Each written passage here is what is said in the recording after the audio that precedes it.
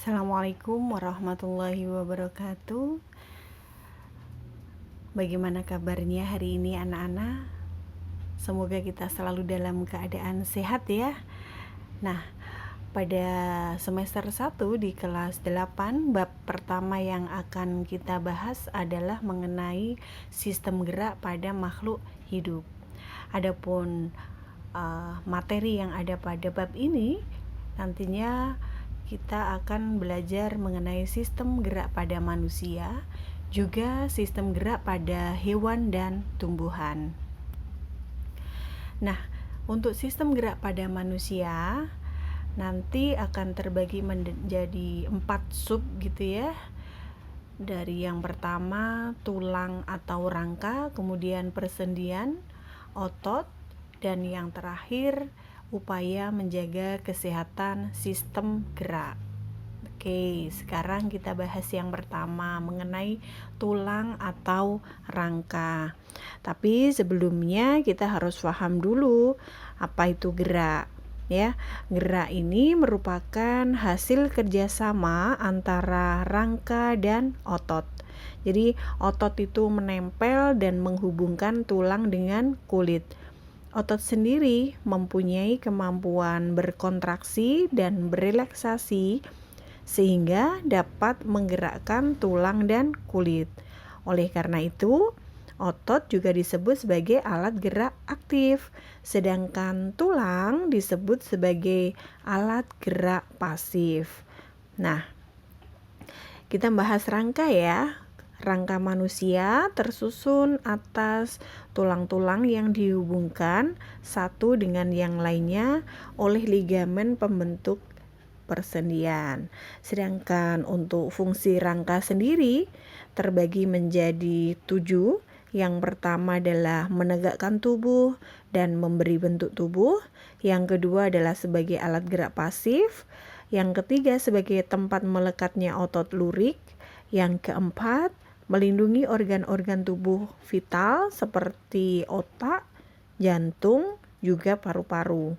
Kemudian fungsi rangka yang kelima sebagai tempat pembuatan sel darah merah dan sel darah putih, yaitu di dalam sumsum tulang pipi dan tulang pendek. Kemudian fungsi yang keenam adalah sebagai tempat sumsum kuning yang mengandung lemak, yaitu ada pada dalam sumsum tulang pipa, dan yang terakhir sebagai tempat penimbunan zat kapur. Oke, di sini ada macam-macam dari tulang. Nah, ada rangka kepala, rangka badan. Nah, ini bagian-bagiannya. Kalian bisa memperhatikan di slide ya. Ada tulang tengkorak kepala manusia, ada tulang ubun-ubun, tulang dahi, dan lain sebagainya. Bisa dilihat dan dibaca ya, diulang-ulang. Dan tentu kalian juga harus berpedoman pada buku, jadi silahkan dibuka bukunya juga. Nah, saya ulang lagi untuk tulang. Jadi sebenarnya tulang itu macam-macam, ada yang berdasarkan bentuknya. Jika dilihat dari bentuknya, tulang sendiri dibagi menjadi 3 macam. Yang pertama ada tulang pipa atau tulang panjang. Jadi ini hampir seluruh bagian tulang pipa ini adalah terdiri atas tulang kompak ya, atau tulang padat dengan sedikit komponen tulang spons atau tulang berongga. Nah, kemudian untuk bagian yang kedua ada tulang pipih. Tulang pipih ini contohnya pada tulang tengkorak. Nah, tengkorak bagian kepala. Kemudian ada tulang rusuk, tulang dada. Kemudian yang ketiga ada tulang pendek. Tulang pendek ini ada pada ruas-ruas tulang belakang, atau kalau bahasa kita dan tulang pergelangan tangan dan kaki, seperti itu ya. Nah, jika dilihat berdasarkan letaknya, tulang dibagi menjadi 3 macam. Nah ini ada tulang kepala atau tengkorak. Nah, bisa diperhatikan gambarnya ya, bagian-bagiannya. Tulang tengkorak ini terdiri dari 28 buah tulang ya, fungsinya melindungi otak, mata, dan telinga bagian dalam.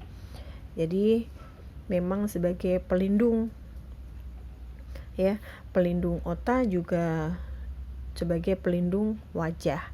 Jadi jika tengkoraknya bermasalah tentu akibat kecelakaan dan lain sebagainya, maka organ penting vital yang pertama harus diselamatkan dulu, maksudnya yang harus terlindung ya, ini bagian dari otak. Kemudian tulang badan, nah atau rangka badan ya. Rangka badan ini terdiri atas ruang-ruang tulang belakang, kemudian tulang dada, tulang rusuk, dan tulang gelang bahu, juga tulang gelang panggul. Nah, dari slide yang ada di sini, kalian bisa membedakan mana itu tulang belakang, mana tulang dada, dan tulang rusuk. Tulang belakang sendiri susunannya terdiri dari ruas-ruas tulang pendek yang jumlahnya lumayan banyak ya, ada 33 ruas. 33 itu tersusun dari atau terbagi dari 7 ruang tulang leher, 12 ruang tulang punggung, 5 ruang tulang pinggang, dan 5 ruas tulang kelangkang, dan 4 ruang tulang ekor. Kemudian untuk tulang dada terbagi menjadi 3 bagian, ada bagian hulu, bagian badan, dan bagian taju bedang. Kemudian untuk tulang rusuk terdiri dari 12 pasang. Oke.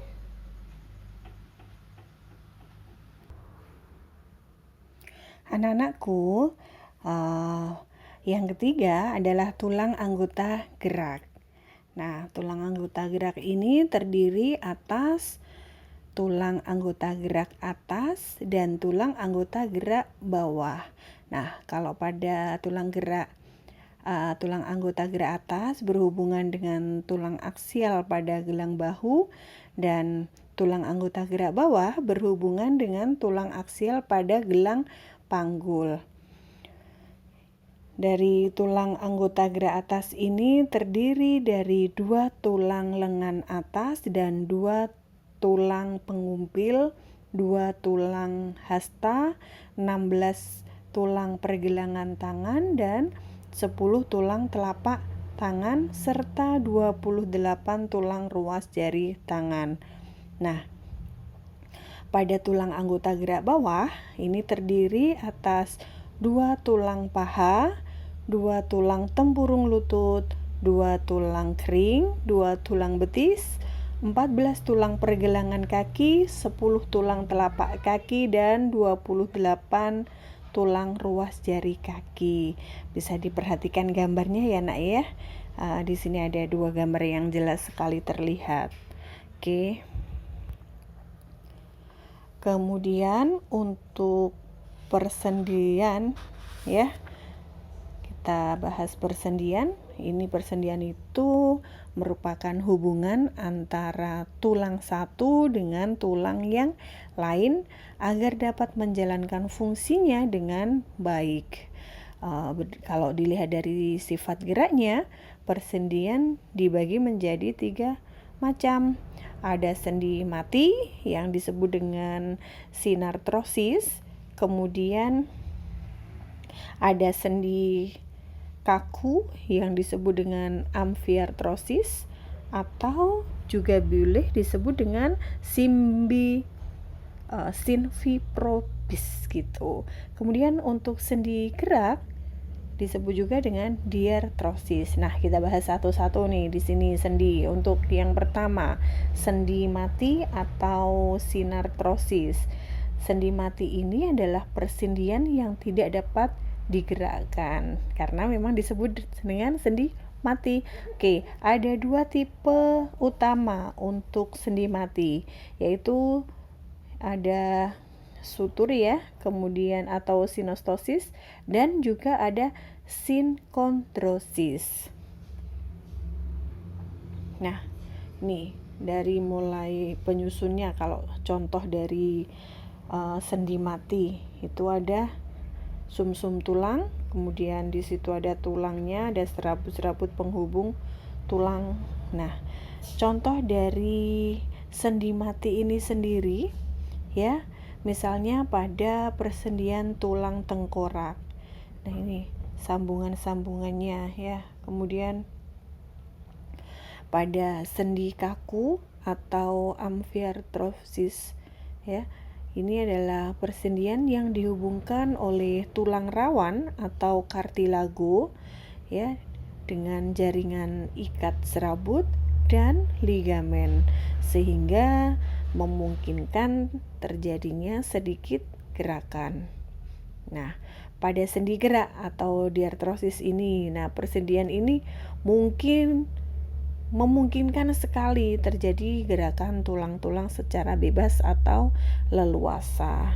Nanti bagian-bagiannya ya, ada sendi geser, ada sendi engsel, sendi putar, sendi peluru, dan sendi pelana. Kita bahas satu-satu ya nak ya.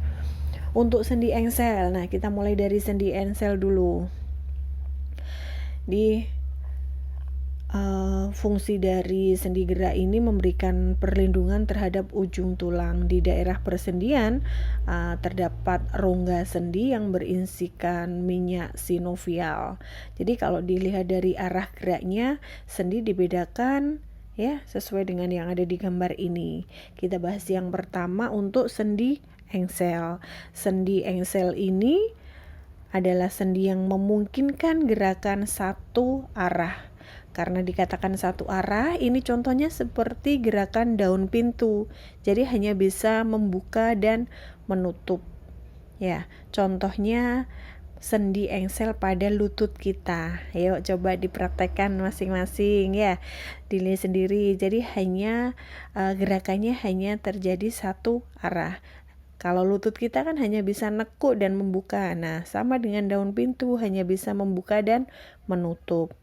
Kemudian yang kedua, ada sendi peluru. Sendi peluru ini sendi yang dapat digerakkan ke segala arah. Jadi memiliki hubungan dua tulang, yang satu berbentuk mangkok sendi dan yang lain berbentuk bongkol yang bersesuaian tentunya, sehingga memungkinkan sekali terjadi gerak ke segala arah. Ya betul. Duh, sampai serak ini suaranya Bu Evi, mohon maaf ya. Nah, contoh dari sendi apa tadi kita bahas sendi peluru ya. Nah, contohnya pada tulang panggul ya, bagian dari tulang panggul. Kemudian untuk sendi putar. Sendi putar ini adalah persendian yang mengakibatkan salah satu dari tulang dapat berputar terhadap tulang lain sehingga menimbulkan gerak rotasi. Ini dicontohkan pada tulang atlas dengan tulang tengkorak, ya, tulang hasta dengan tulang pengumpil. Ini ada sendi putar. Kemudian untuk sendi pelana, ini adalah persendian yang memungkinkan gerakan kedua arah. Contohnya ini tulang telapak tangan kita dan ibu jari tengah. Ibu jari tangan ya, ibu jari. Jadi telapak tangan dengan ibu jari tangan atau jempol kita. Memungkinkan ibu jari berhadapan dengan jari-jari yang lainnya. Ya, ini boleh sambil dipraktekkan, digerak-gerakan ya nak ya. Oke. Kemudian ada sendi geser. Oke, sendi geser ini adalah persendian yang gerakannya hanya menggeser. Kedua ujung tulangnya agak rata dan tidak berporos. Contohnya sendi antar tulang pergelangan tangan, atau antar tulang pergelangan kaki, atau antar tulang selangka dan tulang belikat. Oke. Nah, yang ketiga yang akan kita bahas kali ini adalah otot. Otot itu apa? Sudah tahukah kalian? Ya, otot adalah sekumpulan sel-sel otot yang membentuk berkas otot. Jadi karena otot dikatakan sebagai alat gerak aktif ya tadi, jika kita lihat berdasarkan jenisnya, otot bisa dibedakan menjadi 3 macam. Ada otot polos, ada otot lurik, dan ada otot jantung. Nah, di sini kita bisa lihat ciri-cirinya. Nih di tabelnya sudah ada ini. Mulai dari perbedaannya dari berdasarkan bentuk sel, berdasarkan inti sel, sitoplasma, cara kerja, kecepatan kontraksi, kemampuan kontraksi, dan letak. Tentunya memiliki perbedaan masing-masing. Kalau dari bentuk sel, ya, otot polos itu terdiri dari tentunya juga terdiri dari sel-sel otot polos, hanya punya satu inti pada sel yang letaknya di tengah, bentuknya seperti gelendong. Jadi bagian tengahnya menggembung, bagian ujungnya meruncing. Nah, itu ada di gambarnya ya, bagian tengahnya atau inti selnya menggembung, bagian ujungnya meruncing atau mengecil. Tidak melekat pada rangka tubuh. Kemudian bekerjanya tanpa diperintah otak, sehingga disebut dengan otot tidak sadar. Jadi ya, otot polos itu adalah involuntar, kerjanya tanpa diperintah oleh otak. Jadi otot di sini, otot polos dikatakan sebagai otot tidak sadar. Dan otot polos ini hanya terdapat pada organ dalam. Contohnya organ pencernaan kita. Kemudian ada pada pembuluh darah dan organ pernafasan. Nanti di semester 2 akan kita bahas secara rinci nih organ pencernaan itu apa saja, kemudian pembuluh darah dan organ pernafasannya juga seperti apa. Nah, juga ada pada saluran reproduksi. Nah, kalau pada reproduksi ini nanti di kelas 9 ya kita akan bahas tuntas di situ. Kemudian untuk otot lurik, ya, karena dikatakan lurik berarti terdiri atas sel-sel otot lurik. Nah, ini susunannya adalah serabut-serabut otot atau bahasa lainnya adalah myofibril yang artinya berinti banyak. Kemudian berbentuk silindris memanjang. Jika dilihat di bawah mikroskop ya nak ya, tampak bagian garis-garis terang dan gelap yang berselingan sehingga disebut sebagai otot serat lintang atau otot lurik. Bekerjanya ya, sistem bekerja pada otot lurik ini atas perintah otak. Artinya dikehendaki oleh tubuh sehingga disebut sebagai otot sadar atau bahasa lainnya adalah volunteer, seperti itu ya. Jadi di sini kita bisa lihat perbedaannya ya. Nah, pada otot lurik ini kontraksinya cepat, tidak teratur, jadi kuat tetapi mudah lelah ya.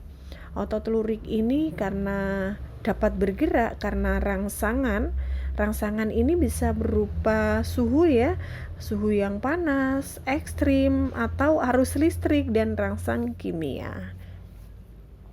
Kemudian anak-anak untuk otot jantung atau istilah lainnya adalah miokardium.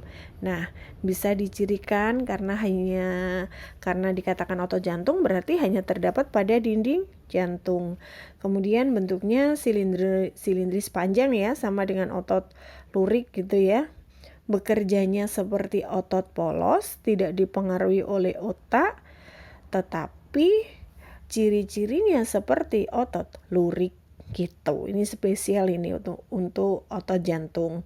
Jadi bekerjanya dia seperti otot polos, artinya tidak diperintah oleh otak atau boleh disebut sebagai otot tidak sadar. Tetapi bentuknya seperti otot lurik gitu ya. Ini spesial ini untuk otot jantung.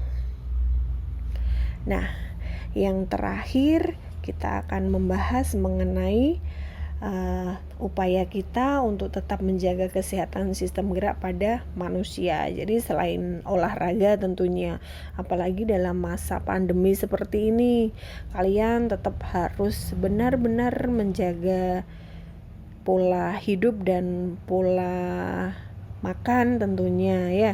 Tetap jaga jarak, jangan suka bergelombol, berkerumun, gunakan masker dan lain sebagainya. Nah, selain olahraga, untuk menjaga kesehatan sistem gerak kita bisa lakukan dengan berjemur di bawah sinar matahari pada pagi hari. Ini juga baik ya untuk imunitas kita di masa pandemi virus 19 ini, COVID-19 gitu ya. Jadi kita juga untuk salah satu cara biar virus yang menempel, misalnya nih sudah menempel, itu bisa mati, selain kita harus cuci tangan dengan menggunakan sabun, untuk mendapatkan imunitas yang baik kita juga harus berjemur. Kemudian bisa meningkatkan konsumsi makanan yang mengandung banyak kalsium. Ya, banyak kalsium. Harus itu ya. Kemudian banyak makanan yang mengandung vitamin D. Kemudian menghindari kebiasaan duduk yang salah. Kenapa seperti itu? Nanti kita akan bahas beberapa kelainan yang ada pada sistem gerak. Jadi kalau misalnya nih kita duduknya terlalu miring, jika itu dilakukan secara terus-menerus dalam waktu yang lama, tulang kita akan berubah ya, dan ini juga berpengaruh sekali. Kemudian melakukan olahraga yang teratur, memperhatikan aktivitas fisik yang cukup setiap harinya. Oke anak-anak, dari sini ada yang perlu ditanyakan? Nanti jika ada yang perlu ditanyakan boleh ditulis ya, di grup gitu, dituliskan pertanyaannya, sebisa mungkin akan nanti saya jelaskan ulang. Oke, sekian untuk pembelajaran minggu pertama hari ini. Tetap semangat, jaga kesehatan, dan terima kasih. Sehat selalu ya. Saya akhiri sekian. Assalamualaikum warahmatullahi wabarakatuh.